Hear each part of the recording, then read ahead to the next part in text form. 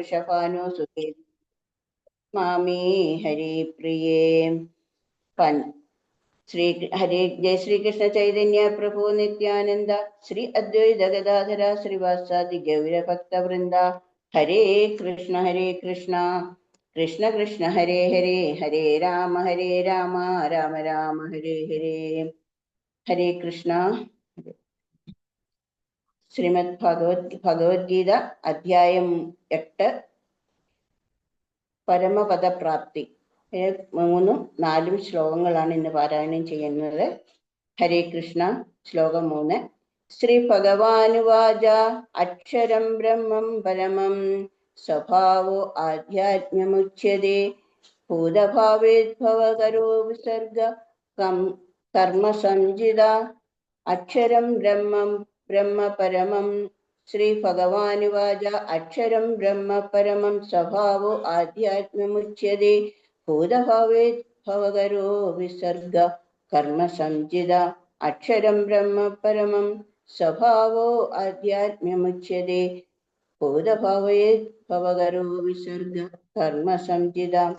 ശ്രീ ഭഗവാനുവാച ശ്രീ ഭഗവാൻ പറഞ്ഞു, അക്ഷരം അനശ്വരമായി, പരമം പരമമായിരിക്കുന്നത്, ബ്രഹ്മം സ്വഭാവ ശാശ്വതമായ സ്വഭാവം, ആധ്യാത്മ്യം എന്നത് ഉച്യതേ പറയപ്പെടുന്നു, ഭൂതഭാവകര ജീവാത്മാക്കളുടെ ഭൗതിക ദേഹങ്ങൾ ഉണ്ടാകുന്ന വിസർഗ സൃഷ്ടി പ്രക്രിയ, കർമ്മസംജിത കാമ്യകർമ്മമെന്ന് പറയപ്പെടുന്നു. ഭാവാർത്ഥം. ശ്രീല പ്രഭുപാദർ കി ജയ്. ശ്രീ ഭഗവാൻ പറഞ്ഞു, അവിനാശിയും അതീന്ദ്രനുമായ ആത്മാവത്രേ ബ്രഹ്മം. ബ്രഹ്മത്തിന്റെ ശാശ്വത പ്രകൃതി ആധ്യാത്മമെന്ന് പറയപ്പെടുന്നു. ജീവാത്മാക്കളുടെ ഭൗതിക ശരീരത്തിന്റെ വികസനത്തിന് വേണ്ടുന്ന പ്രവർത്തനങ്ങളാണ് കാമ്യകർമ്മങ്ങൾ. നാശമില്ലാത്ത നിത്യസത്യത്രേ ബ്രഹ്മം.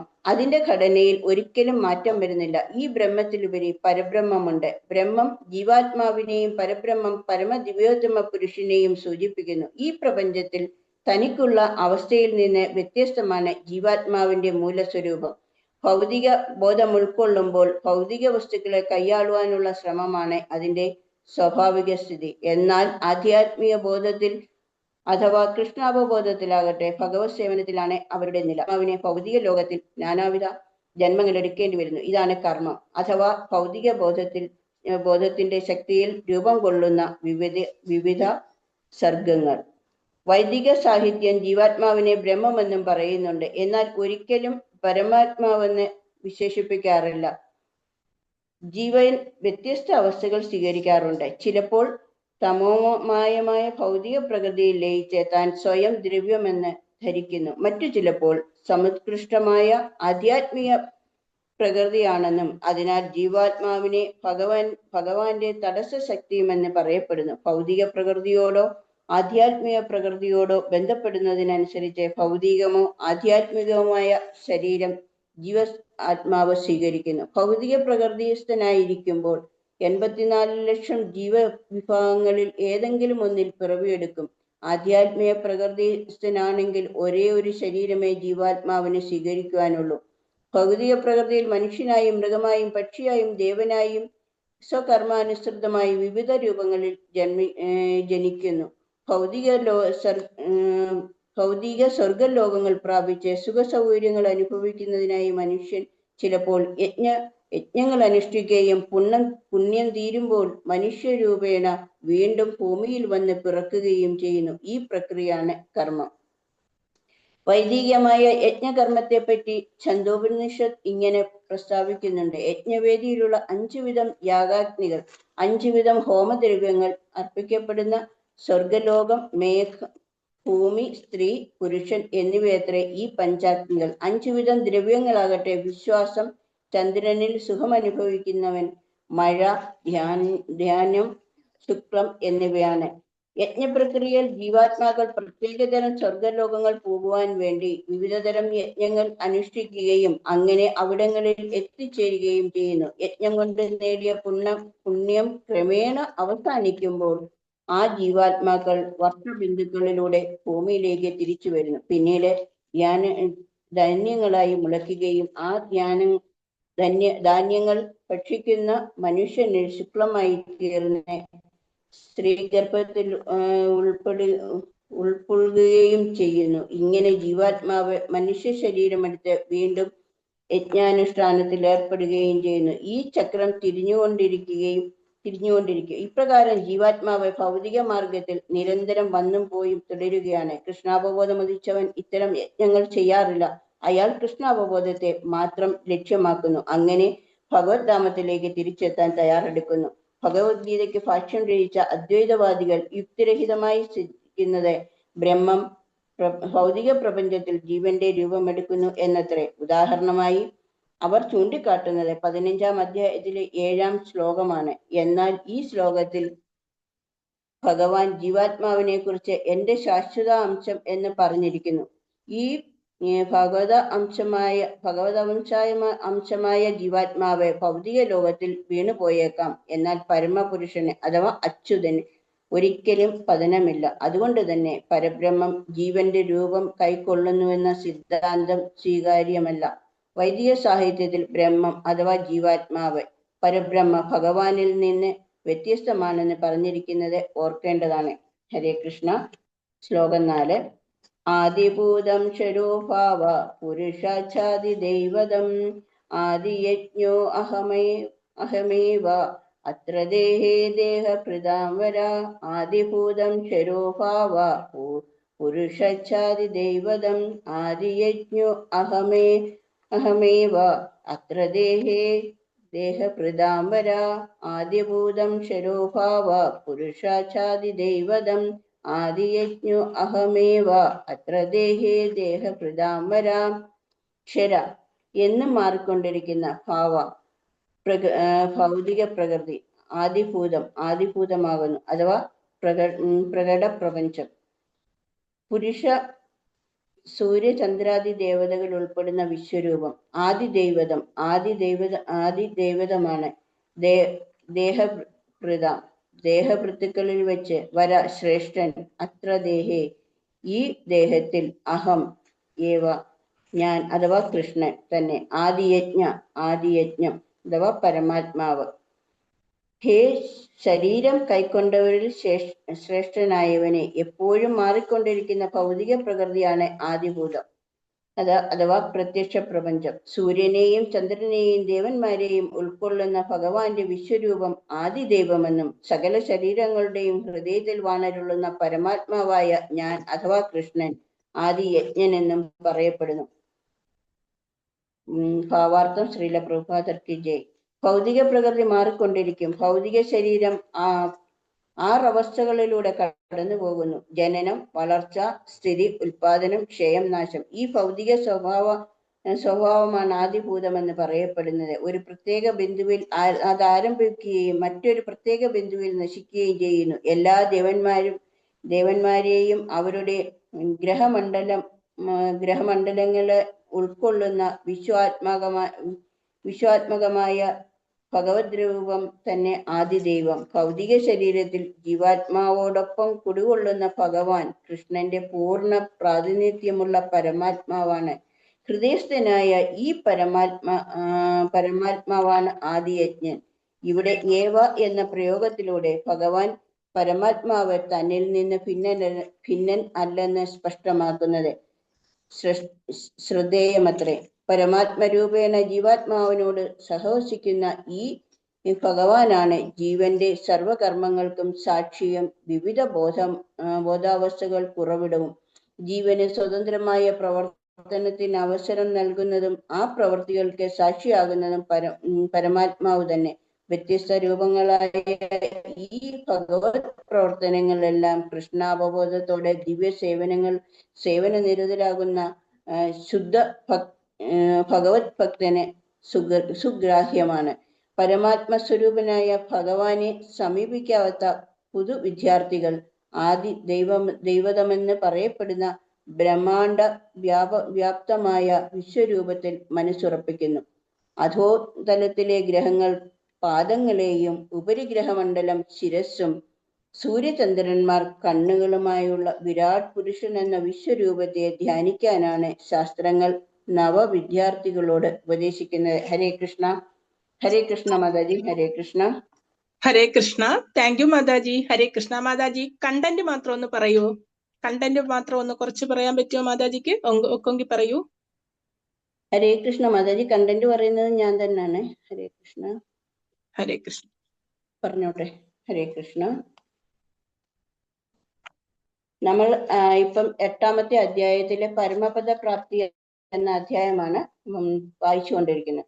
നമ്മൾ 2ാമത്തെ അധ്യായത്തിൽ 2ാമത്തെ ശ്ലോകത്തിൽ നമ്മൾ 8ാമത്തെ അധ്യായത്തിലെ 2ാമത്തെ ശ്ലോകത്തിൽ നമ്മൾ മനസ്സിലാക്കിയത്, ഒരാൾ പൂർണ്ണ ആരോഗ്യത്തിൽ ഇരിക്കുമ്പോൾ വേണം ഭഗവാന്റെ പാദങ്ങളിലേക്ക് പോകാൻ വേണ്ടി തയ്യാറെടുക്കേണ്ടത്. കാരണം രോഗപീഠയിൽ നമ്മൾ ബുദ്ധിമുട്ടുന്ന സമയത്ത് നമ്മുടെ മനസ്സും ശരീരവും ഭഗവത് സ്മരണയ്ക്ക് വേണ്ടിയിട്ട് അത്രയും പ്രാപ്തരായിരിക്കുകയില്ല. അങ്ങനെ അതുകൊണ്ട് ഇത് രണ്ടും നമ്മൾ എന്താ പറയണ്ടേ, ആരോഗ്യത്തോടെ ഇരിക്കുമ്പോൾ മാത്രമേ നമുക്ക് ഭഗവാനിലേക്ക് പോകുവാൻ വേണ്ടിയിട്ട് സാധിക്കുകയുള്ളൂ എന്നാണ് നമ്മൾ 2ാമത്തെ അധ്യായത്തിൽ മനസ്സിലാക്കിയത്.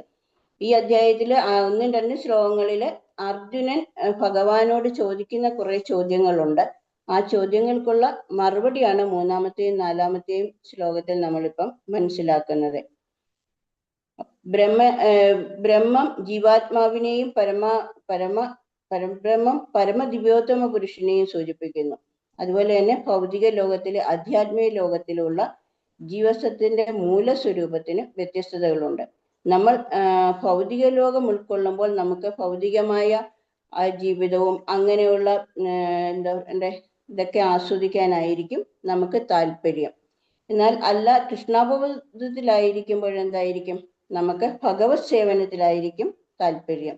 ഭൗതിക ആസക്തിയോടെ ജീവിക്കുമ്പോൾ നിരവധി ജന്മങ്ങൾ നമുക്ക് എടുക്കേണ്ടി വരും. കാരണം നമുക്ക് എപ്പോഴും നമ്മുടെ ആസക്തി തീരുന്നില്ല. അങ്ങനെ നമ്മൾ ഓരോരോ ജന്മങ്ങൾ വീണ്ടും വീണ്ടും എടുത്തുകൊണ്ട് ജീവിക്കേണ്ടി വരുന്നു. കാരണം എപ്പോഴും ഭഗവാൻ പറയുന്നുണ്ട്, നമ്മൾ അന്ത്യ സമയത്ത് ആരെയാണോ സ്മരിക്കുന്നത് അതായിരിക്കും നമുക്ക് അടുത്ത ജന്മം കിട്ടുന്നത്. അതേസമയം നമ്മൾ കൃഷ്ണാവബോധത്തിലും ഭഗവത് സേവനത്തിലും നിരതരായിരിക്കുമ്പോൾ നമുക്ക് ഭഗവത് സ്മരണ ആ സമയത്ത് കിട്ടാൻ വേണ്ടി നമുക്ക് പ്രയത്നിക്കാവുന്നതാണ്. ഇനി വൈദിക സാഹിത്യ പ്രകാരം ജീവാത്മാവിനെ ബ്രഹ്മമെന്നും പറയുന്നുണ്ട്. എന്നാൽ ഒരിക്കലും പരബ്രഹ്മം എന്ന് പറയാറില്ല. ജീവാത്മാവിനെ ഭഗവാന്റെ തടസ്സ ശക്തി എന്നും പറയപ്പെടുന്നുണ്ട്. അതുപോലെ തന്നെ ഭൗതിക പ്രകൃതിയോടോ ആധ്യാത്മിക പ്രകൃതിയോടോ ബന്ധപ്പെടുന്ന അനുസരിച്ച് ഭൗതികമോ ആധ്യാത്മികവുമായ ശരീരമായിരിക്കും നമുക്ക് ലഭിക്കുന്നത്. അത് നമ്മുടെ കർമ്മങ്ങൾ അനുസരിച്ചാണ്. നമ്മൾ എന്ത് കർമ്മമാണോ ചെയ്യുന്നത് അതനുസരിച്ചിട്ടായിരിക്കും നമുക്ക് ഓരോ ജന്മങ്ങൾ കിട്ടുന്നത്. അതുപോലെ തന്നെ ഇതിനെക്കുറിച്ച് ഛന്ദോപനിഷത്തിൽ പറയുന്നുണ്ട്. ഇത് നമ്മൾ 5 വിധം പഞ്ചാഗ്നി നമ്മൾ യജ്ഞവേദിയിൽ സമർപ്പിക്കാറുണ്ട്. അതുപോലെ തന്നെ 5 വിധം ഹോമദ്രവ്യങ്ങൾ നമ്മൾ അർപ്പിക്കുന്നുണ്ട്. അപ്പൊ ഇതെല്ലാം അർപ്പിക്കുന്നത് ആദ്യത്തെ 5 പഞ്ചാഗ്നികൾ എന്താണെന്ന് വെച്ച് കഴിഞ്ഞാൽ സ്വർഗലോകം, മേഘം, ഭൂമി, സ്ത്രീ, പുരുഷൻ എന്നിവയല്ല. ഇതാണ് പഞ്ചാഗ്നി എന്ന് പറയുന്നത്. ഇനി 5 ദ്രവ്യങ്ങൾ നമ്മൾ സമർപ്പിക്കുന്നുണ്ട്. അതാണ് വിശ്വാസം, ചന്ദ്രനിൽ സുഖം അനുഭവിക്കുന്നവൻ, മഴ, ധാന്യം, ശുക്ലം എന്നിവയാണ്. അപ്പൊ ഇതെല്ലാം നമ്മൾ എന്തിനു വേണ്ടിയിട്ടാണ് ചെയ്യുന്നത്? സ്വർഗലോകം പ്രാപിക്കുന്നതിന് വേണ്ടിയിട്ട്. എന്നാൽ ഈ യജ്ഞത്തിന്റെ എല്ലാം പുണ്യം തീർന്നു കഴിയുമ്പോഴോ നമുക്ക് വീണ്ടും ഭൂമിയിലേക്ക് തിരിച്ചു വരേണ്ടി വരും. പിന്നെ ഇതേപോലെ വീണ്ടും അടുത്ത ചക്രം തുടങ്ങുകയാണ്. അത് വർഷബിന്ദുക്കളിലൂടെ ഭൂമിയിലെത്തുന്നു, പിന്നീട് ധാന്യങ്ങളായി മുളയ്ക്കുന്നു. പിന്നെ ആ ധാന്യങ്ങൾ ഭക്ഷിക്കുന്നതിലൂടെ മനുഷ്യന്റെ ശുക്ലത്തിലൂടെ വീണ്ടും ശ്രീയുടെ അണ്ടത്തോട് യോജിച്ച് പിന്നെ പിറവിയെടുക്കുന്നു. അതിങ്ങനെ ഒരു ചക്രമാണ്. ആ ചക്രം ഇങ്ങനെ കറങ്ങിക്കൊണ്ടിരിക്കുകയാണ്.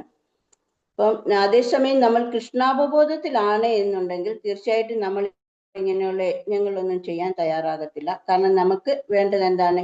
ഭഗവാന്റെ പാദകമലങ്ങളെയാണ് നമ്മൾ ആ സമയത്ത് സ്മരിക്കുന്നത്. അപ്പൊ ഭഗവാനിൽ എത്തിച്ചേരാൻ വേണ്ടിയിട്ടാണ് നമ്മൾ എല്ലാവരും ശ്രമിക്കുന്നത്. അത് അച്യുതൻ എന്ന് പറയുന്നതിനർത്ഥം ച്യുതി ഇല്ലാത്തവൻ. അപ്പൊ അതായിരിക്കണം നമ്മുടെ എല്ലാവരുടെയും ലക്ഷ്യം എന്നാണ് ഈ 3ാമത്തെ അധ്യായത്തിൽ പറഞ്ഞിരിക്കുന്നത്. ഇനി അതേപോലെ തന്നെ 4ാമത്തെ അധ്യായത്തിലും ഭഗവാൻ അർജുനനെ സംബോധന ചെയ്യുന്നത് എന്താണ്? ഈ ശരീരം എടുത്തതിൽ ശ്രേഷ്ഠനായവനെ എന്നാണ്. അപ്പം ശരീരം അടുത്ത ഒരു ജന്മം എടുത്തതിനെ കുറിച്ചാണ് ഇവിടെ പറഞ്ഞിരിക്കുന്നത്. അതുപോലെ ഭൗതിക പ്രകൃതിയാണ് ആദി പുരുഷൻ, ആദിഭൂതം, സൂര്യനെയും ചന്ദ്രനെയും ദേവന്മാർ. അപ്പൊ ഇവരെ എല്ലാവരെയും ഉൾക്കൊള്ളുന്ന ഭഗവാന്റെ വിശ്വരൂപം ആദിദൈവമെന്നും സകല ശരീരങ്ങളുടെയും ഹൃദയത്തിൽ വാണരുളുന്ന പരമാത്മാവായി ഞാൻ ആദി യജ്ഞൻ എന്നും അറിയപ്പെടുന്നു. പക്ഷെ ആദ്യത്തെ ശ്ലോകത്തിൽ തന്നെ അർജുനന്റെ സംശയമായിരുന്നു പരമാത്മാ ആദി യജ്ഞൻ ആരാണ് എന്നുള്ളത്. അപ്പൊ അതിനകത്തിൽ ഭഗവാൻ തന്നെ പറഞ്ഞു കൊടുക്കുകയാണ് ആദി യജ്ഞൻ ഞാൻ തന്നെയാണ്. കാരണം എല്ലാം എന്നിലാണ് ഉൾക്കൊള്ളുന്നത്. എല്ലാ ഗ്രഹങ്ങളെയും സ്വസ്ഥാനത്ത് നിർത്തിയിരിക്കുന്ന ആരാണ്? ഭഗവാന്റെ ശക്തിയാലാണ്. ഭൗതികമായ ശരീരം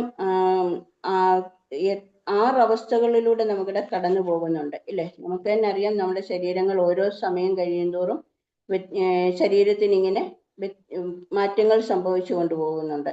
അപ്പം ജനനം, വളർച്ച, സ്ഥിതി, ഉൽപാദനം, ക്ഷയം, നാശം, ഇത് നമ്മുടെ ഈ ഭൗതിക സ്വഭാവമാണ് ആദിഭൂതമെന്ന് പറയുന്നുണ്ട്.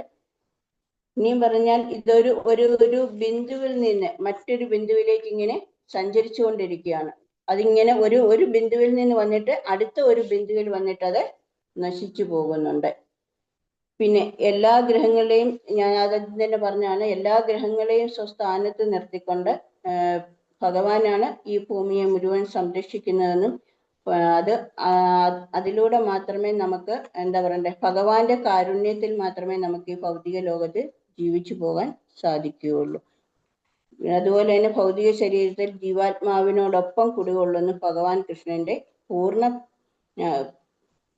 കൃഷ്ണൻ തന്നെയാണ് പൂർണ്ണമായിട്ടും യജ്ഞാധിപതിയും അതുപോലെ തന്നെ പരമദിവ്യോത്തമ പുരുഷനും.